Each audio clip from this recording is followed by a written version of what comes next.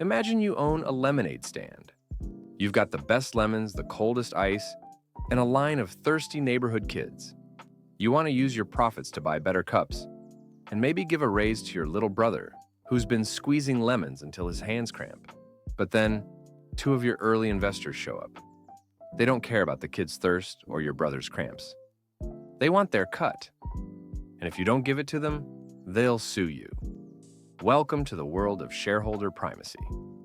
Today, we're looking at how we ended up in a world where companies treat employees like line items and customers like data points, and why two brothers named Dodge are the reason your boss is obsessed with quarterly earnings. Meet Henry Ford. In 1916, Ford was the king of the world. The Model T was rolling off the line and the company was sitting on a mountain of cash, about $60 million in 1916 dollars. That might have been enough cash to buy Greenland back then. Now, Ford was a lot of things, some of them, frankly, pretty problematic. But he had a radical idea for his business. He wanted to stop paying massive special dividends to his investors. Instead, use that money to lower the price of his car so everyone could buy one and to pay his workers even more. Ford famously said he wanted to do the most good for the most people. It sounds like a modern LinkedIn thought leader post, except Ford actually meant it. But there was a tiny problem. Two brothers named John and Horace Dodge owned about 10% of Ford's stock. And the Dodge brothers weren't exactly in the doing good for the most people business. They were in the we want to start our own car company type business. When Ford told the Dodge brothers they weren't getting their extra dividend because he wanted to help humanity, the Dodges did the most American thing possible. They sued him. The case, Dodge versus Ford Motor Company, went all the way to the Michigan Supreme Court in 1919. This is the Big Bang moment for corporate greed or fiduciary duty, if you want to sound like you have an MBA. The court's ruling was a cold shower for Henry Ford's altruism. They basically told him, Henry, a corporation isn't a charity. It's a money-making machine for the people who own the shares. Period. The court famously wrote, a business corporation is organized and carried on primarily for the profit of the stockholders. And just like that, the Shareholder First rule was written in stone. It wasn't just a suggestion anymore. It was the law. If a CEO decided to be too nice at the expense of the stock price, they could literally be sued for it. So, how did a 1919 ruling about a car factory lead to you being on hold for 3 hours with your internet provider? Because of Dodge versus Ford and the later shareholder value movement of the 1980s, the priority of every major corporation became number go up. If you're a CEO, you aren't rewarded for having the happiest employees or the most loyal customers. You're rewarded for the stock price. And do you know what's bad for the stock price? Costs. You know who counts as a cost? You, the employee and the customer. For the employee, this means lean manufacturing and just-in-time scheduling. It means replacing a veteran worker with 20 years of experience, with two part-timers who don't get health insurance because that saves the company 4 cents per share. For the customer, this means shrinkflation, where your cereal box gets smaller, but the price stays the same. It means planned obsolescence, where your phone starts glitching the day the new model comes out. It's not that these companies hate you. It's just that, legally, they don't have to love you.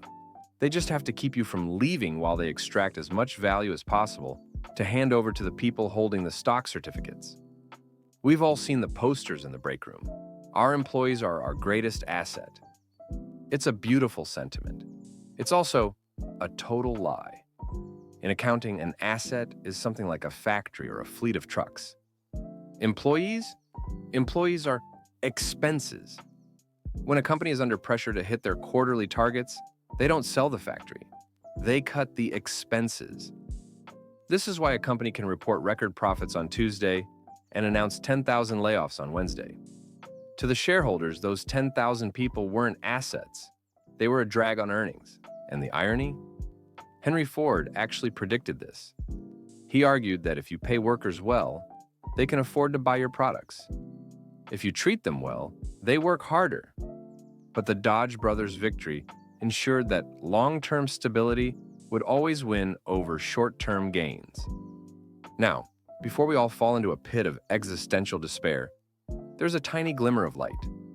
Lately, some people are realizing that maybe, just maybe, running the world for the exclusive benefit of 1% of the population isn't a great long-term strategy. There's a new movement called Stakeholder Capitalism. The idea is that a company should be responsible to everyone it touches: the workers, the customers, the environment, and yes, the shareholders. In 2019, the Business Roundtable, a group of the world's most powerful CEOs, actually signed a letter saying they would stop prioritizing shareholders above everything else. Of course, it's a non-binding letter and it has the legal weight of a mouse fart. But the fact that they felt the need to say it out loud suggests that the 100-year-old shadow of the Dodge brothers is finally starting to feel a bit chilly. The Dodge brothers didn't set out to ruin the 21st century workplace.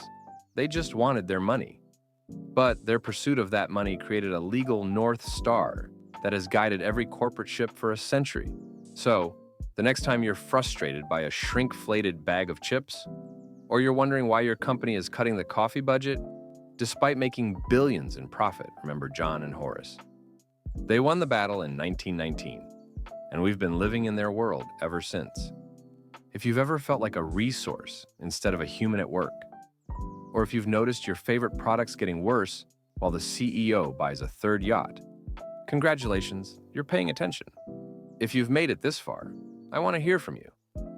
Drop a comment below with the most shareholder primacy thing you've seen lately. Is it a bag of air that used to have chips in it? A 2% raise after a record-breaking year? Or maybe an automated customer service bot that seems designed to make you give up on life? If you enjoyed this dive into why everything is the way it is, hit that like button and subscribe. It helps the algorithm realize that humans actually care about this stuff. And ironically, it makes our number go up too. Thanks for watching. I'll see you in the next one.